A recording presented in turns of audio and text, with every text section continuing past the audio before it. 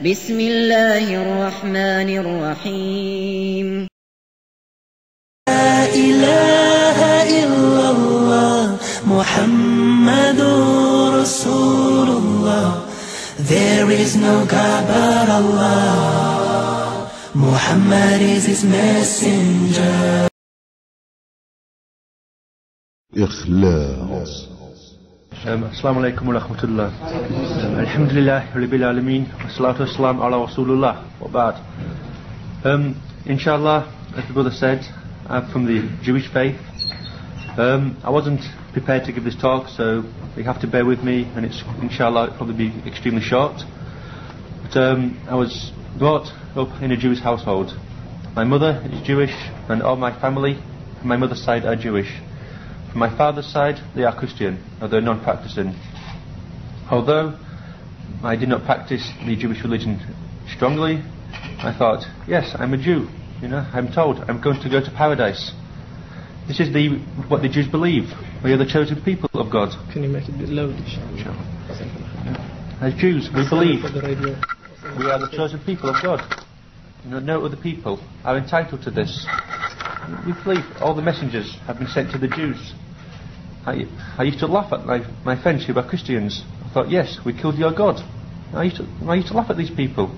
Although I said I wasn't practicing, it was his pride that I used to have. From the age of about 14 or 15, I started to look into other things. I started to study a book called the Kabbalah. It's on Jewish mysticism. And from this, I started to read about paganism. A lot of the things in paganism are from the Kabbalah, the book of the Jews. I used to look at the politics. I used to think, the Jews have been persecuted. We know the other countries, non-Jews, they owe the Jews. They are in debt to us. For example, what happened in Germany in the World War II, what happened in York about 300 years ago. People who were non-Jews, they were in debt to us. And the politics. My grandmother is a hardcore Jew. Suppose you could call her a Zionist. So my morals were preached to me by my grandmother. So I was brought up to hate the Muslims. Again, so like Abu Umar. But I didn't understand why.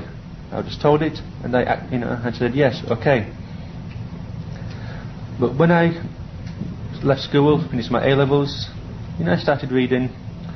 I was into a kind of music called Gothic music, where the strange people where they all wear black, long hair, and this type of thing. And this got me into reading horror and science fiction. And there's one of the books I used to read. There are many quotes from the Quran. I didn't know what the Quran was. I thought, what we got taught in religious education. All Muslims are Pakistanis. They all know the Quran off by heart. And they all eat chapatis. This is what we were told in religious education. So this is honestly what I thought. I had Muslim friends. They didn't preach to me. I didn't think the difference. They used to come to drinking, etc. They used to listen to music, have girlfriend, etc. So I saw no difference in this. But I said once I went out to buy some records from a shop, and I saw this English translation of the Quran. And Alhamdulillah, Allah guided me to buy this Quran with no instructions from my Muslim friends. I just bought it. I read this Quran in about 2 days, and Alhamdulillah, this affected me. And from that I started reading more about Islam. I learned how to pray, I learned the basics about Tawheed. And I used to, I compared the religions, Judaism, Christianity and Islam. And eventually, Alhamdulillah, I took the Shahada. A very short time after reading the Quran. Very impulsive.